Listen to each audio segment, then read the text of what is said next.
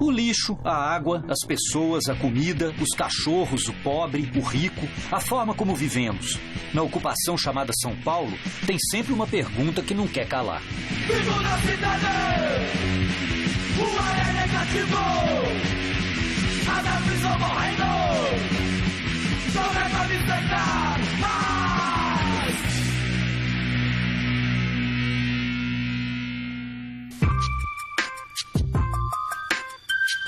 O Brasil tem a quarta maior população carcerária do mundo, mais de 607 mil pessoas. No estado de São Paulo, concentra-se quase 40% desse contingente. São cerca de 220 mil presos para pouco mais de 130 mil vagas. Nem toda essa massa carcerária cometeu crime ou recebeu sentença. Cerca de 40% apenas aguardam julgamento, numa espera que se arrasta em meio à burocracia e aos prazos do judiciário. Em São Paulo, as cadeias são em parte controladas pelo PCC. Na prática, são tidas como escolas do crime, onde o sujeito sai pior do que entrou, e 70% acaba voltando. Diante desse cenário desolador e da prática medieval do encarceramento, eu me pergunto: prender resolve? Para começar minha jornada em busca da resposta, marquei uma visita à penitenciária feminina de São Paulo. O prédio, projetado em 1911 por Ramos de Azevedo, é parte do mesmo complexo onde se localizava a casa de detenção, conhecida por Carandiru. 2.224 presas ocupam 3 grandes pavilhões. Antes da demolição, eu já tinha entrado muitas vezes no velho Carandiru, mas era a primeira vez que eu pisava numa cadeia feminina.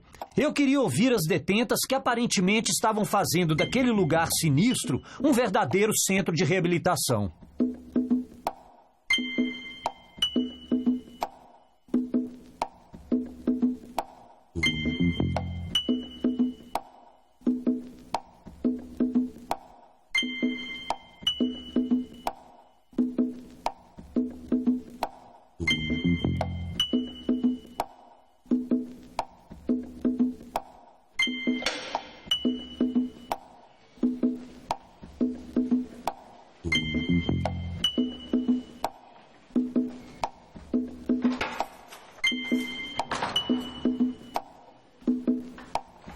Obrigado, Patrícia. Eu era uma menina sossegada, eu estava trabalhando, até antes mesmo de eu ir tomar uma atitude assim, né? Eu fui mandada embora do serviço. Aí foi onde começou a situação apertar, e foi ficando difícil arrumar uma porta de emprego e eu fui traficar.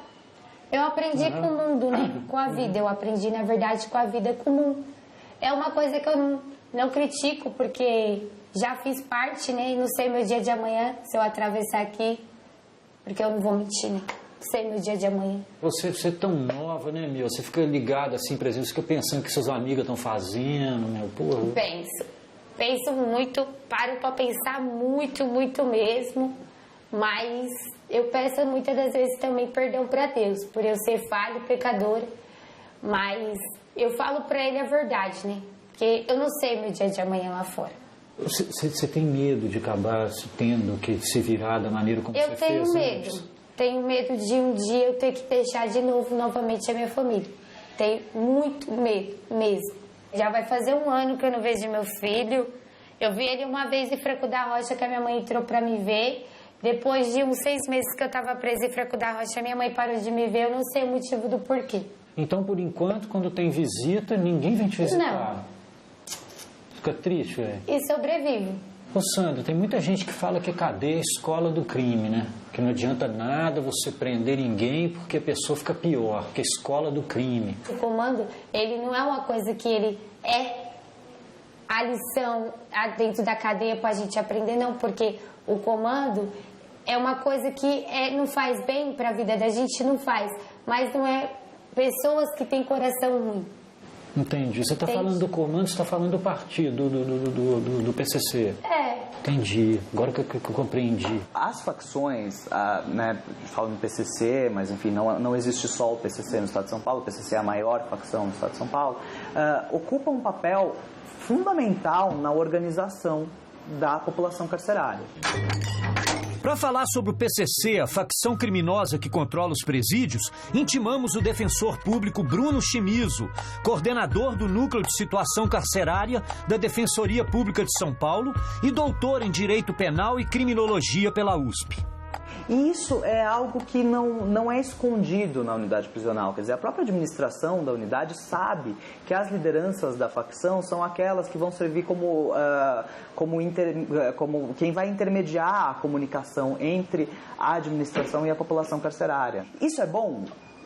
A princípio, sim, quer dizer, porque se a gente não tivesse essa organização de presos, provavelmente o sistema já teria implodido, né? A gente não tem agentes penitenciários suficientes para garantir a segurança de uma unidade prisional, então a própria organização dos presos acaba legitimando essa situação e mantendo a população em certa paz, né? Mas é uma paz muito relativa. E o problema, quer dizer, qual é o lado ruim disso? O lado ruim é que o preso acaba ficando sem escolha. E existe também um código de ética e disciplina muito forte dentro da facção. Então, é difícil, por exemplo, você fazer um trabalho de reintegração, né?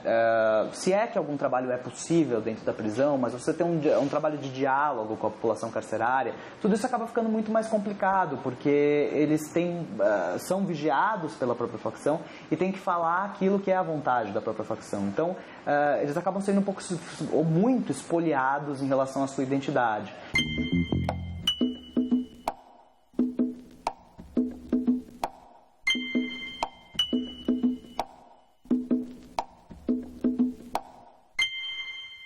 Como é que você chama? Tânia. Tânia. E com você, o que aconteceu? Eu traficava. Eu tô num tráfico e associação, 33 e 35. Uhum. Eu traficava junto com meu ex-marido. Eu fui presa com 31 anos. Quer dizer, um pedaço da sua juventude que já era, né, bicho? É 10 anos quase da sua vida. Isso a gente tem consciência, que a gente vai dormir, põe a cabeça no travesseiro e pensa nisso todo dia, porque não existe uma que fala que deita e dorme, que não dorme, ela pensa nisso. Ainda mais se pega uma cadeia alta, uma sentença alta, a única coisa que pensa é isso, a única coisa que quer é remir os dias. Dureza, né? Dureza é passar o tempo que passa. Depois de um certo tempo nesse lugar, você vai vendo o tempo que você perde. Nesse período, o que mudou na sua família? Morreram as pessoas, como você falou? Minha avó, meu avô morreu. E foi as pessoas que me criou, que eu fui criada pela minha avó. É com essas perdas que a cabeça da gente vai entrando no lugar. Essa oportunidade que você perdeu, né, de conviver com a pessoa mais anos e agora não tem mais essa chance. Tudo.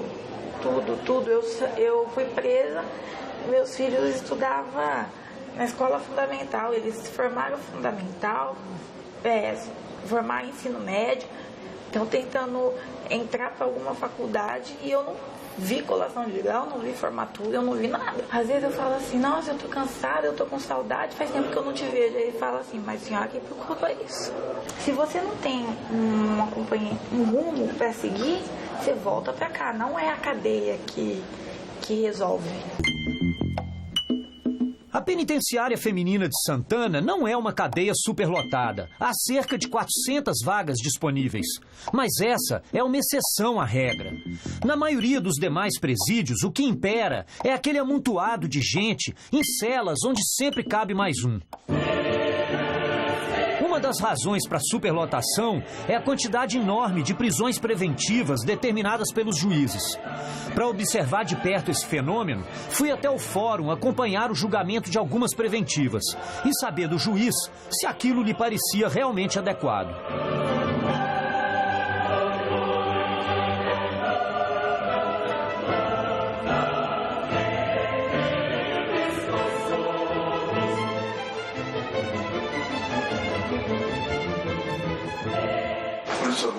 Eu moro é que lá chama Favela da Coca, né?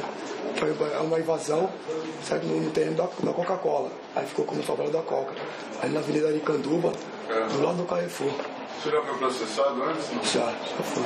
Mais de uma vez? Mais de uma vez. Por assalto. Verificou que o crime que é imputado ao averiguado reveste-se de especial gravidade, sendo apenado com pena privativa de liberdade máxima superior a 4 anos, estando, portanto, autorizada a custódia cautelar. Ademais, referido delito foi cometido com o emprego de grave ameaça à pessoa, consoante se extrair dos depoimentos prestados nos autos, os quais não deixam dúvidas acerca da autoria e da materialidade delitiva. Tem-se ainda que Gleison é indivíduo voltado às práticas ilícitas, sendo um incidente específico na prática de roubo, ostentando condenações anteriores pelo mesmo delito, o que denota que, uma vez solto, muito provavelmente voltará a delinquir. O senhor foi preso por uma tentativa de roubo, já tem 2 outras condenações por roubo, o senhor vai continuar preso até que o juiz da 32ª Vara Criminal, que é a vara que vai tramitar o seu processo, decida a sua sorte. Senhor, posso fazer um pedido? Senhor, eu tenho residência, eu volto aqui o dia que for preciso. O juiz que vai lhe julgar... Eu falo pro senhor, rapidinho. Eu não cometi esse crime. Não, eu parei de roubar. Eu parei. Tô cuidando da minha família. Eu não cometi esse crime. Eu sei que falar aqui pro senhor não vai adiantar, ter que falar pro outro juiz que vai me julgar, certo? Eu não cometi esse crime. Eu não sou eu que vou lhe julgar sobre isso. O senhor vai ter oportunidade de produzir. Eu tenho família, eu tenho filhos. Você vai ter oportunidade de produzir a prova no seu processo. Por enquanto, o senhor agora está preso. Quanto que essa decisão que você toma pela preventiva ou não, quanto dela é técnica, é jurídica e quanto dela é instintiva? Sua como ser humano que bate o olho e fala, puta, meu... É sempre técnico-jurídico. É lógico, o contato pessoal, ele, com a pessoa, com o custodiado, ele inegavelmente traz um filtro a mais. Em alguns casos, muitos casos, eu já decidi em audiência de custódia diferente do que decidiria no meu gabinete, tratando só apenas lendo o papel. Tratando só do papel.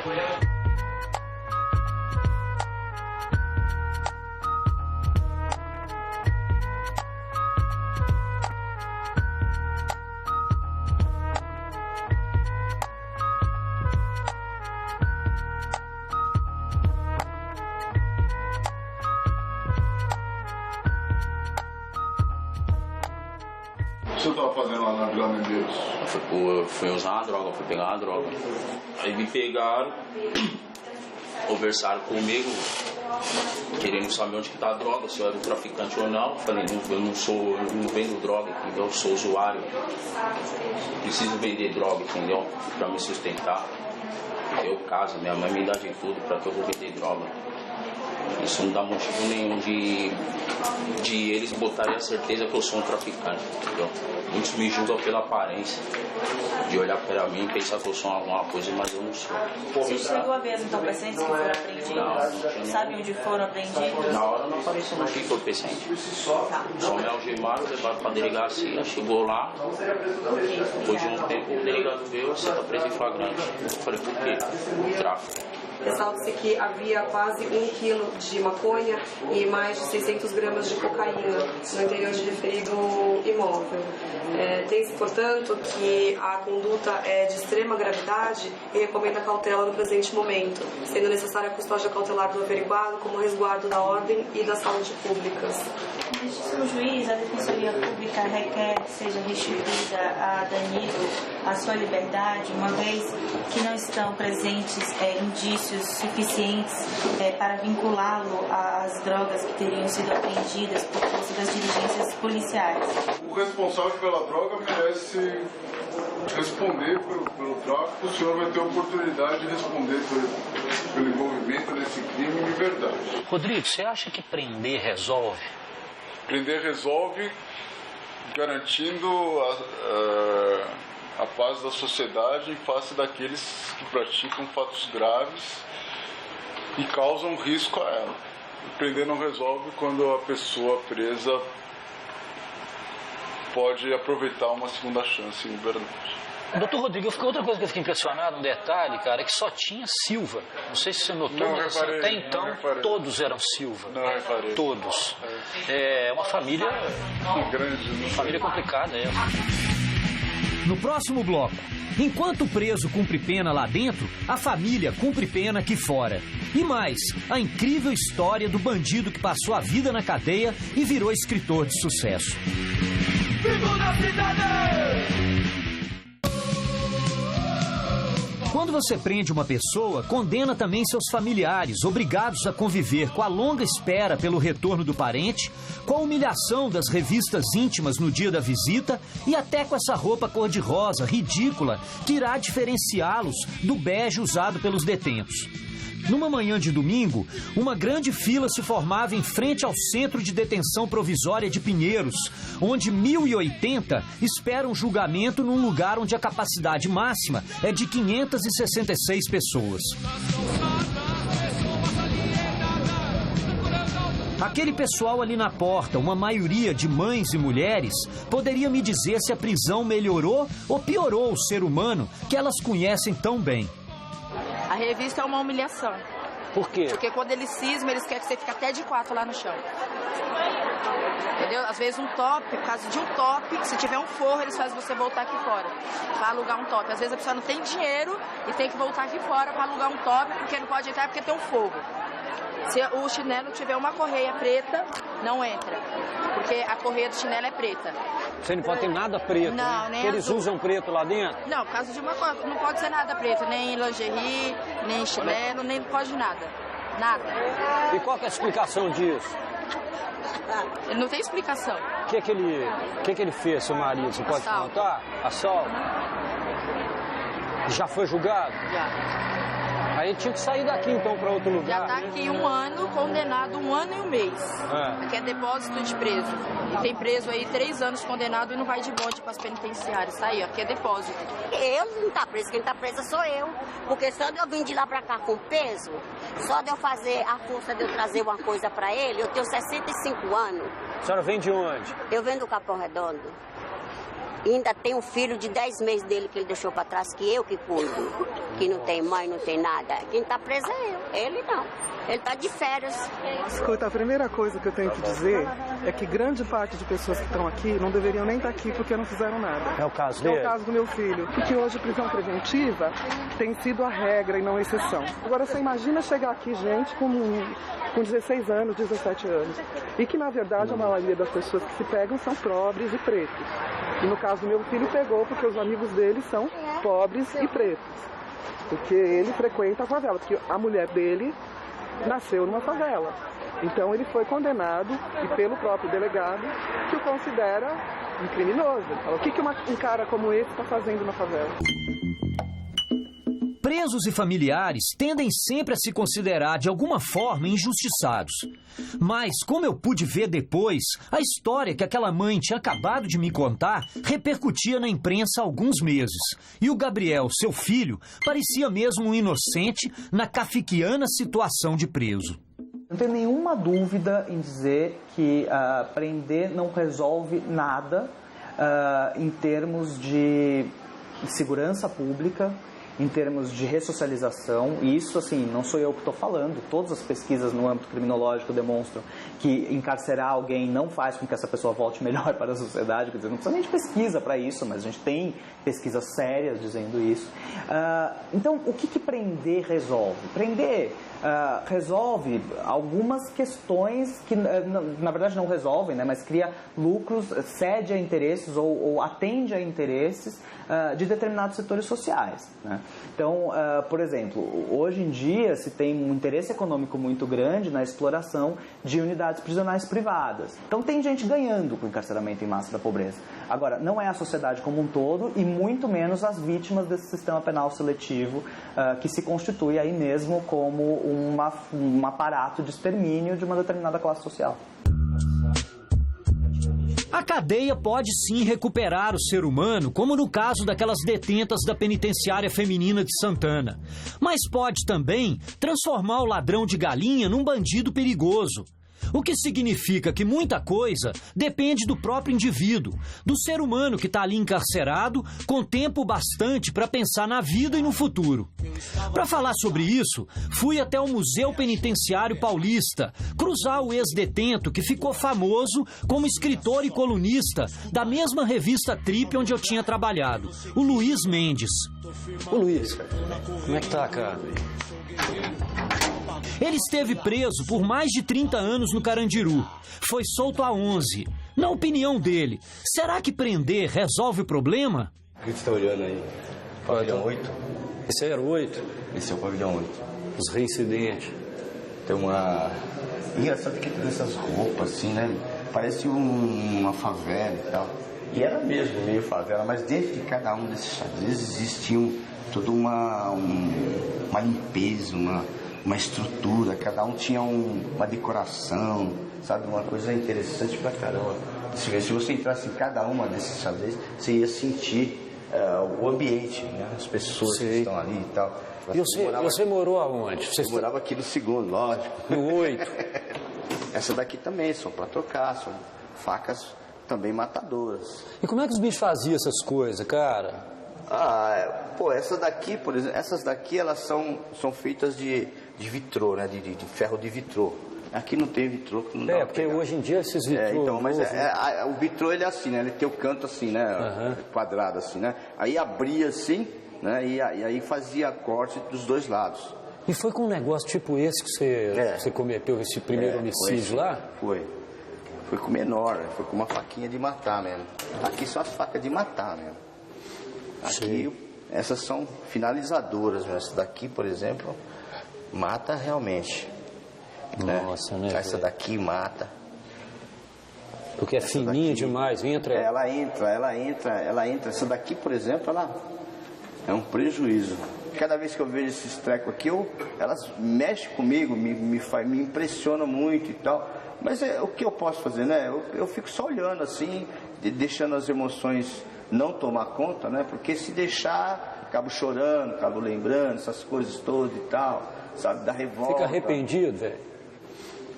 Não é arrependido, cara, dá revolta, sabe? De pensar que seres humanos, a gente né? Eu, praticamente, outro dia eu estava falando para você que eu escrevi um texto que todos nós somos assassinos, né? Quem nunca pensou em matar ninguém, nem vivo está, né?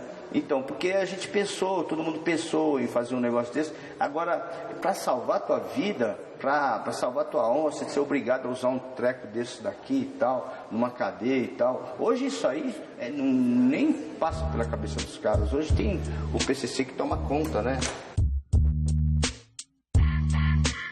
E agora? Vai abrir aí? Cela escura. O que era cela escura? Cela forte, chamada cela forte. Então isso aqui não é tipo, era a sua cela que você morava lá. Isso aqui era para tipo punir o cara. É solitária. Isso, é o que chama de solitária. Seria solitária. Eu chamo sempre de cela forte. Porque aí tinha, peraí, deixa eu ver aqui. Aqui tinha o espia, né? Que o guarda abria para ver o cara, né? O pai punha a cara aqui. E aqui era para servir a comida. Entendi, saquei. Então, daí fechado, isso aqui era fechado. Tanto aqui como era fechado. Né? Ô, bicho, aí o cara ficava no escuro aí dentro, velho? Por isso chamado cela escura, cara. E aí o cara ficava aqui. Não tinha como, né? Ele dava um passo pra lá, um passo pra cá, daí virava, outro passo pra cá, outro passo pra lá, e ginástica. E pula. Mas aí você ficava sozinho, esse tempo que você ficou aqui, você ficou sozinho ou com mais gente? Não, a cela forte no meu tempo era individual. Hoje já é mais coletivo e tal. Hoje tem muita facilidade. Hoje, por exemplo, ninguém tira mais de um mês, né? Eu fiquei 11 meses. Entendi. Cela, assim. É uma agonia incrível que não tem como traduzir. Não era castigo, isso aqui era um enlouquecedor de seres humanos, né? Uma fábrica de louco.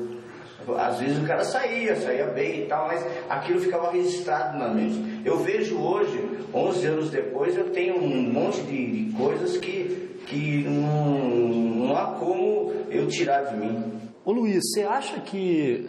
Você falou, né? Eu achei muito interessante a fala sua sobre o poder do sofrimento, né? Como ele pode ser didático, né? Agora, você acha que prender resolve, velho? Não resolve, de modo algum. Mas se você não prende, o cara não sofre, não vai se tornar uma pessoa melhor, de repente. A prisão, ela é para prevenir a sociedade da ação nefasta daquele cara, né? Para ele não continuar fazendo o que ele faz. É por isso que a sociedade prende. Não prende para ressocializar. Porque a tese de ressocialização ela só é tese, porque não é praticada de jeito nenhum. A sociedade joga uma bomba pro alto assim, tchá, e pensa que ela vai criar asa e sair batendo asa assim, que nem uma pomba, e vai explodir lá na casa do caralho, lá longe, lá, que não sabe se onde. Mas não, ela vai explodir aqui mesmo, porque o cara que sai, ele volta, é reincidente, ele volta, 75% reincidente, coisa e tal. Mas essa reincidência em cima da população. Ele não vai voltar de graça, ele vai roubar, e cada vez mais perigosamente, mais, vamos dizer, talvez até mais violentamente. Porque as pessoas olham o cara drogado ali, jogado ali, os caras passam ali, às vezes não enxerga, ou quando enxerga, ai que filha da puta, não sei o que, tá, esse cara aí desprezando, jogando a vida fora e tal, e não entra na mente dele, no espírito dele, para perceber, pô, por que ele está naquela situação tão desesperadora? Por que aquele ser humano está assim, virou um rebotalho humano, virou um estupidificado, quase um bichinho? Por quê? Né? O que dói nele? O que fez com que ele virasse aquilo? Meu pai era um alcoólatra, enchia a cara de pinga e vinha enfiar madeira em mim. Entendeu? Se eu não tivesse que fugir de casa com 11 anos de idade, entendeu? Se um monte de coisas, se eu fosse aceito pelas pessoas, se as pessoas tivessem piedade de mim, que eu era um menininho desse tamanho, e eles queriam me bater, me torturar, entendeu como é que é? Um monte de si. Mas eu assumo, eu sou responsável por tudo que eu fiz. Fui eu que fui lá, fui eu que fui roubar, fui eu que dei tiro, fui eu que fiz isso e aquilo, por minha vontade. Não foi ninguém que fez por mim. Eu assumo inteiramente. Agora, assumo inclusive que tive que pagar por isso, né? E vou te falar uma coisa, foi até barato. Porque eu tô vivo, e o cara que eu matei? Né? A família dele, os filhos do cara. Às vezes eu fico pensando, o que deu nos filhos do cara? Será que sobreviveram? Será que, né? Será que se formaram? Será que e tal? E os meus vão se formar? Dá para você entender a coisa como é que é? É muito mais profunda do que você ficar conversando fiado sobre essas questões. Elas são muito mais complexas. Bora, senão vai se chorar. E eu também. Valeu, velho. Aqui estou mais um dia, sob o olhar sanguinário do vigia. Você não sabe como é caminhar com a cabeça na mira de uma gata. Prender resolve? Como disse o Luiz, essa é uma pergunta muito complexa para ficar de conversa fiada. Tem aquele que se recupera porque deu a sorte de encontrar um jeito de estudar e trabalhar dentro da cadeia. Tem aquele outro que de tanto sofrer aprendeu a lição. Em ambos os casos, é uma minoria que não passa de 30%. Os outros 70% vão sair da cadeia, cometer outro crime e voltar, num ciclo burro e desumano. São a prova de que, pelo menos nas nossas cadeias, prender resolve nada ou quase nada. E que se há alguma função no encarceramento, ela é punitiva, porque de regenerativa que é bom, ela passa longe. Vidas, glórias, abandono, miséria, ódio, sofrimento, desprezo, desilusão, ação do tempo. Misture bem essa química.